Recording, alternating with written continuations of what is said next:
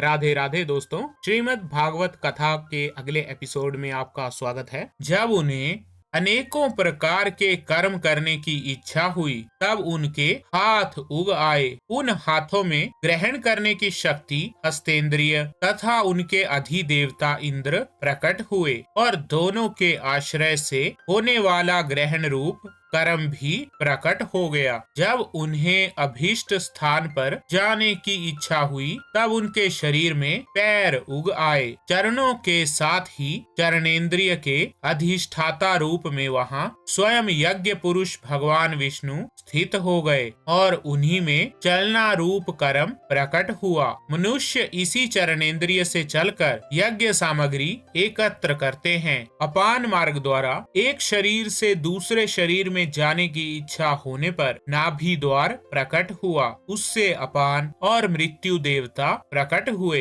इन दोनों के आश्रय से ही प्राण और अपान का बिछोह यानी मृत्यु होती है। जब विराट पुरुष को अन्न जल ग्रहण करने की इच्छा हुई तब कोख, आंतें और नाड़ियां उत्पन्न हुई। साथ ही देवता समुद्र, नाड़ियों के देवता नदियां एवं तुष्टि और पुष्टि ये दोनों उनके आश्रित विषय उत्पन्न हुए। जब उन्होंने अपनी माया पर विचार करना चाहा तब हृदय की उत्पत्ति हुई, उससे मन रूप इंद्रियां और मन से उसका देवता चंद्रमा तथा विषय, कामना और संकल्प प्रकट हुए। विराट पुरुष के शरीर में पृथ्वी, जल और तेज से 7 धातुएं प्रकट हुई। त्वचा, चर्म, मांस, रुधिर, मेद, मज्जा और अस्थि। इसी प्रकार आकाश, जल और वायु से प्राणों की उत्पत्ति हुई। श्रोत्र आदि सब इंद्रियां शब्द आदि विषयों को ग्रहण करने वाली हैं। वे विषय अहंकार से उत्पन्न हुए हैं।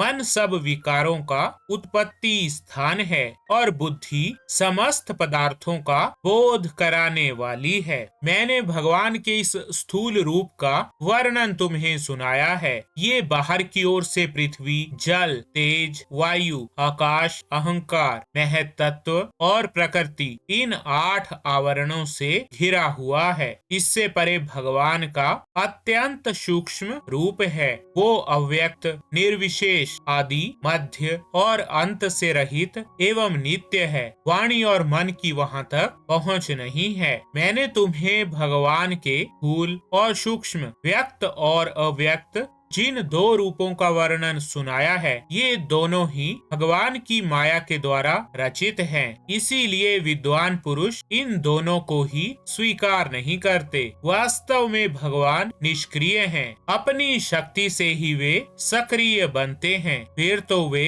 ब्रह्मा का या विराट रूप धारण करके वाच्य और वाचक, शब्द और उसके अर्थ के रूप में प्रकट होते हैं और अनेकों नाम, रूप तथा क्रियाएं स्वीकार करते हैं। परीक्षित, प्रजापति, मनु, देवता, ऋषि, पितर, सिद्ध, चारण, गंधर्व, विद्याधर, असुर, यक्ष, किन्नर, अप्सराएं, नाग, सर्प, किमपुरुष, उरग, मातृकाएं, राक्षस, पिशाच, भूत, प्रेत, कुष्मांड, उन्माद, वेताल, यातुधान, ग्रह, पक्षी, मृग, पशु, वृक्ष, पर्वत, सरीसृप इत्यादि जितने भी संसार में नाम रूप हैं, सब भगवान के ही हैं। संसार में चर और अचर भेद से 2 प्रकार के तथा जरायुज, अंडज, स्वेदज और उद्भिज भेद से 4 प्रकार के जितने भी जलचर, हलचर तथा आकाशचारी प्राणी हैं, सब के सब शुभ, अशुभ और मिश्रित कर्मों के तद अनुरूप फल हैं। सत्व की प्रधानता से देवता, रजोगुण की प्रधानता से मनुष्य और तमोगुण की प्रधानता से नारकीय योनियां मिलती हैं। इन गुणों में भी जब एक गुण दूसरे 2 गुणों से अभिभूत हो जाता है तब प्रत्येक गति के 3-3 भेद और हो जाते हैं। वे भगवान जगत के धारण पोषण के लिए धर्ममयी विष्णु रूप स्वीकार करके देवता और मनुष्य और पशु पक्षी आदि रूपों में अवतार लेते हैं तथा विश्व का पालन पोषण करते हैं। प्रलय का समय आने पर वे ही भगवान अपने बनाए हुए इस विश्व को काल अग्नि स्वरूप रुद्र का रूप ग्रहण करके अपने में वैसे ही लीन कर लेते हैं जैसे वायु मेघ माला को। परीक्षित, महात्माओं ने अचिंत्य ऐश्वर्य भगवान का इसी प्रकार वर्णन किया है,